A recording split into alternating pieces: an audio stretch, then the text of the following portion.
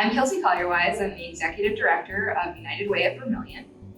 Hi, I'm Susan Heggestad. I'm a local artist and teaching artist and painter of this mural.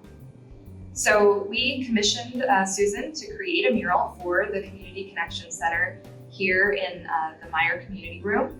And we are not going to be able to do a traditional dedication of the mural or reception, but we really wanted people to be able to see it and talk about it a little bit and about the process. So that's what we're going to do today through this video.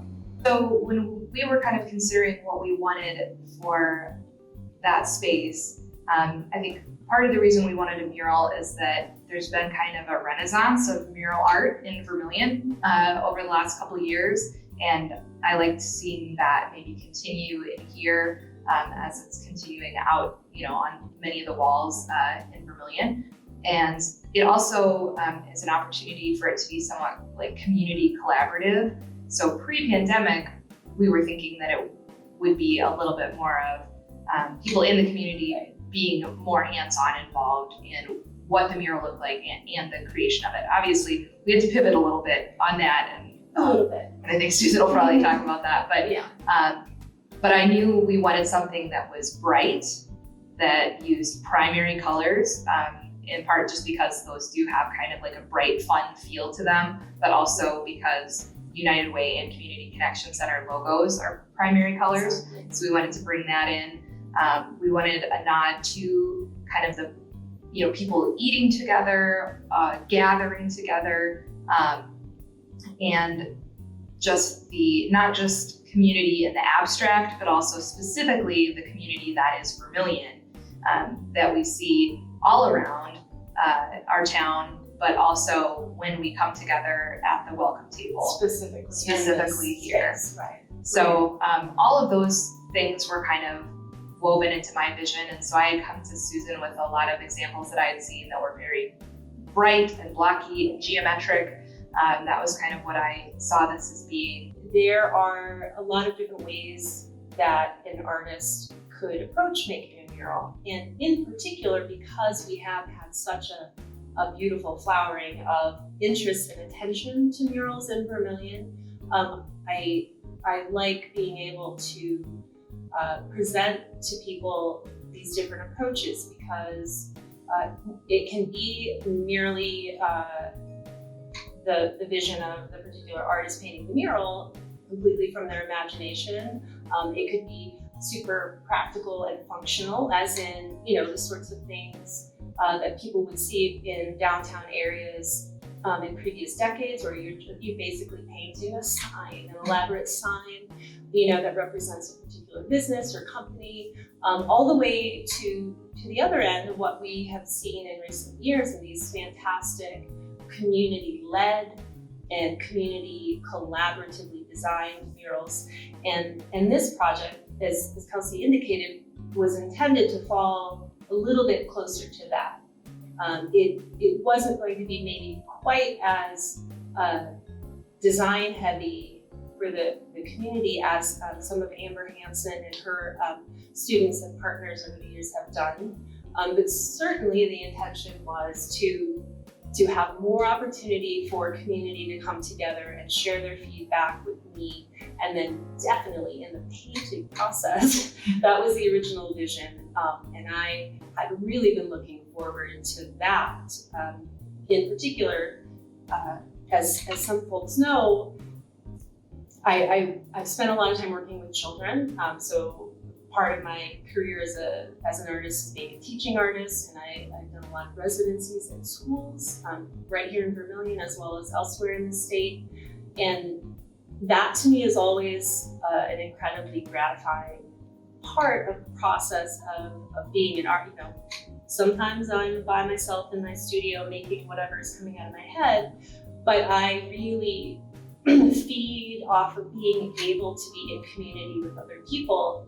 And in particular, working with children is very gratifying as a person and as a maker, to see that excitement in their faces and have them get excited about helping create something. So that will always be one of my biggest, I think, sadnesses that, for instance, we didn't get to bring in the kids from Messy Hand Summer Art Camp, because that would have been just like so much fun to have them in here helping paint. Be that as it may, this mural was still somewhat informed by community input, and I knew that that would be important. So when Kelsey and I finally did hit that point where we knew that this was going to work, I was going to be able to help execute it, and this is sort of the direction we're going, we did a call, so to speak, for community input. One, by creating some handouts that we had here and at the library, and offered to mail to people for them to share ideas and drawings. But mostly we got feedback via social media. So on the United Way page and maybe on the CCC page too, I don't remember. And on my Facebook page, we just asked people to share with us what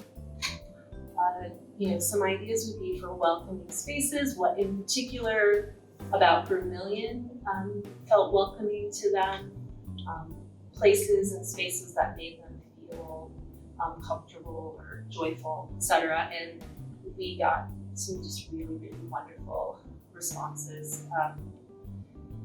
And they wound up being largely about natural spaces. It seemed like a lot of people's interest was in saying how much they loved our greens, they love our parks, they love our proximity to the river. They even love driving through cornfields. They love the rolling, hills and things like that, the birds they might see in the sky. So with that feedback and with what Kelsey and I had talked about at the outset, about the function and the purpose for the mural, I set about trying to make that into some sort of visual reality. I knew what my dimensions were going to be, and I had, a few ideas, this bullet list of green spaces, parks, community, potlucks, etc. And I sat down with my sketchbook and I just, tried to think of some interesting ways to bring those things into a composition, into a very long horizontal composition.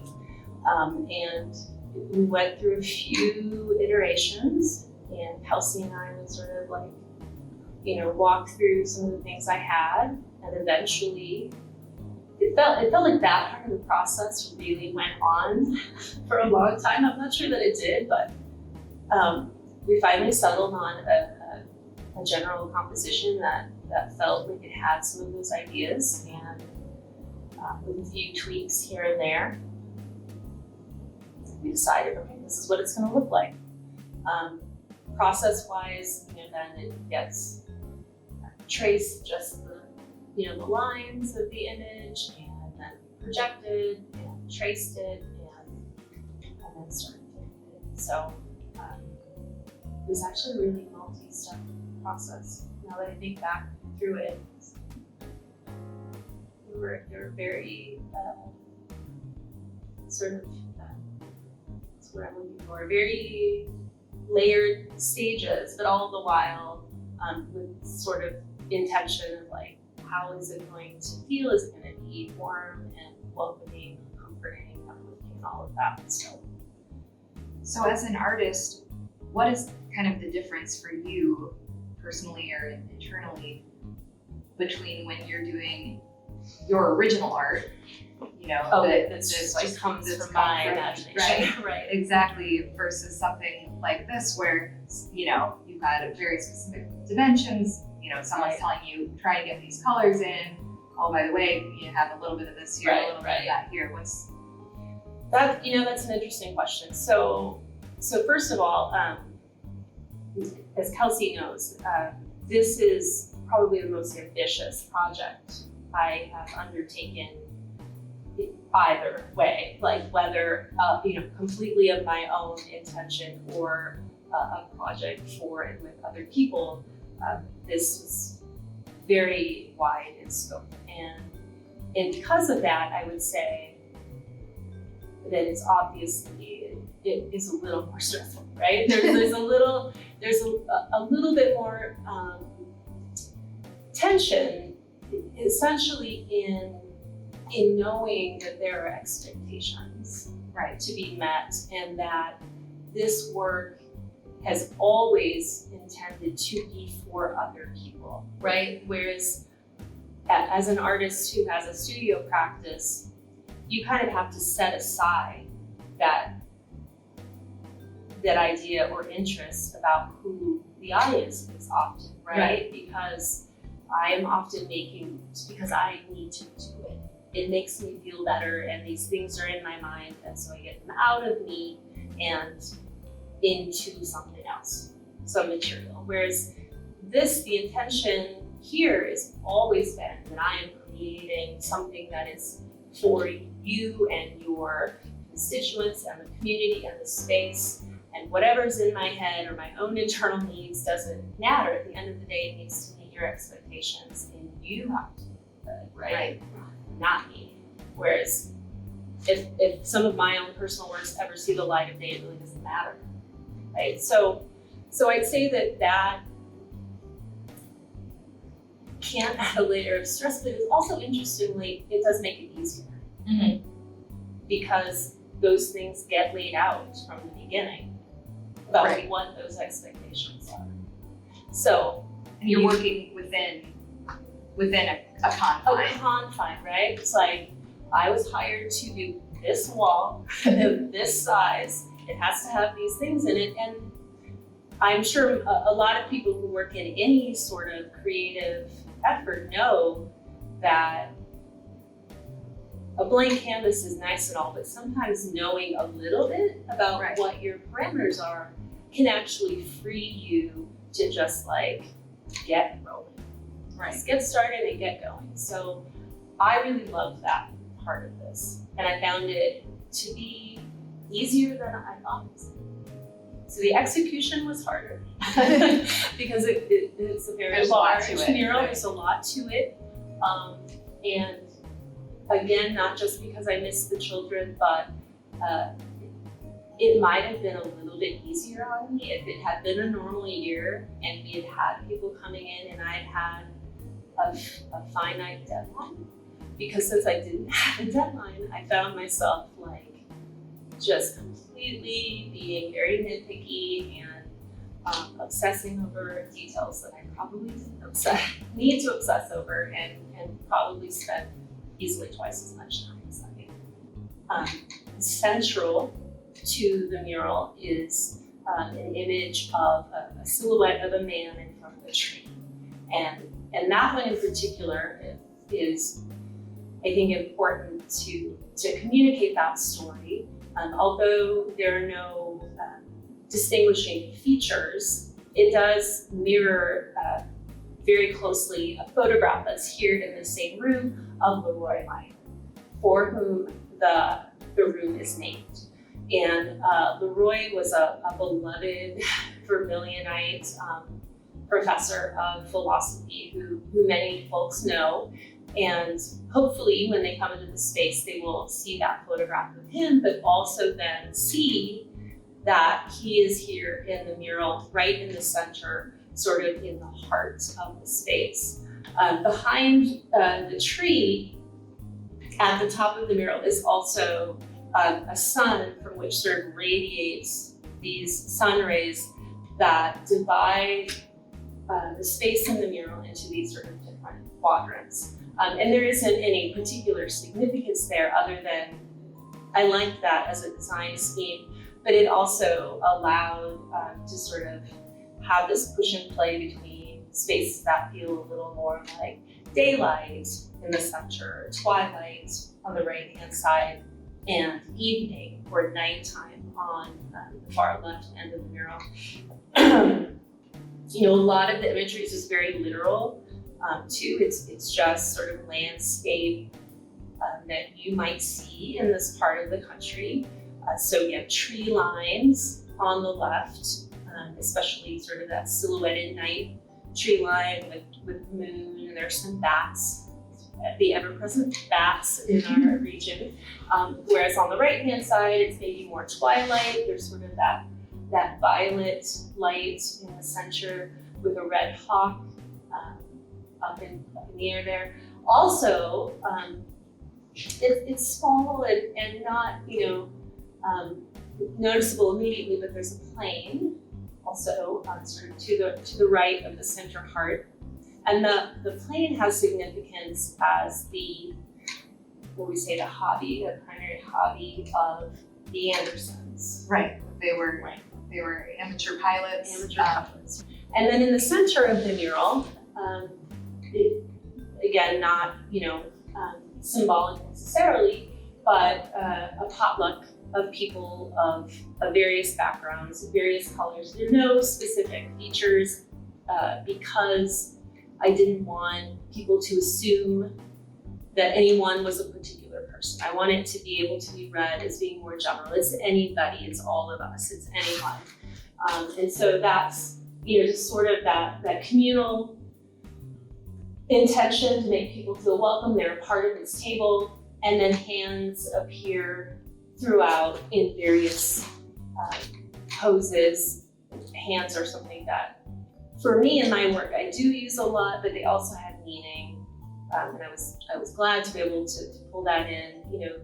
We're in a space here where there's a great deal of teamwork and collaboration and connection and communication between people. So you see things that are hopefully indicative of that sort of assistance, welcoming, working together, etc. Like productive or meaningful parts of ways in which we use our hands with one another, right? For lack of a better way of saying it. And I guess the last thing to talk about, there are some other little things here and there, like the Prentice Park gateway, some people will notice, or the Cotton Park wooden bridge, but also central in the mural is the river as kind of a heartbeat, but also literally a river. Right. So folks will notice as they look closer that you have an odd mix of perspectives, but it's just poetic license or for artistic license. I just wanted to include visual elements that people would recognize, but it's not, obviously. We're looking at the river from above, but then at the same time, we're looking at downtown from a street view, and we're also sitting at the table. It doesn't make logical sense. It's not meant to be read that way. Well, and I think, although right now we're sitting in an empty room and we're able to see the whole thing, in practice, when people are in this space, rarely will they be able to see the whole thing all at once. Probably. Because when people are eating together, this room is full of tables and chairs, and people are sitting at different, looking at different parts. And when we're doing a big food packing or sorting, there'll be tables and food and things like that. So part of it is that, although you can interact with it all at once, most people will be interacting with different portions at a time, which I like that idea that maybe you come to a welcome table one night and you notice that you're sitting at the table with the potluck folks, right. And then the next time you're like, oh, I didn't see that playing there, that you're going to be able to have different experiences with it over time. And, I think the thing that we want the most in this space is we want a place that is welcoming and that is bringing people together, that is bringing resources and needs together. And so that's why the mission statement of the Community Connection Center is our mission is connection, and that said, it says that actually on the mural. It literally says that. Literally says that. But then I think that the mural is all these different ways of connection. I mean, that's like the river connects us, these bridges and archways connect us, coming together at a table connects us, holding hands connects us. A braid is like a very, literal, and certainly the image of Leroy with his hands open and welcoming just Right. like brings it all together. So, I mean, I couldn't be more pleased with how this has turned out.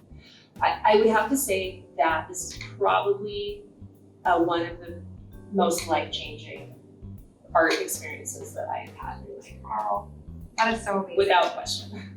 So, Wow. So I'm really excited for you all to see it in person at some point. likewise. You know, and if you want to come down and have a tour of the Connection Center, just message us and we can probably work something out. Where, you know, we're being safe here and keeping it limited, but this is still very much an active, living place, and so we would love for you to come down and see what we do.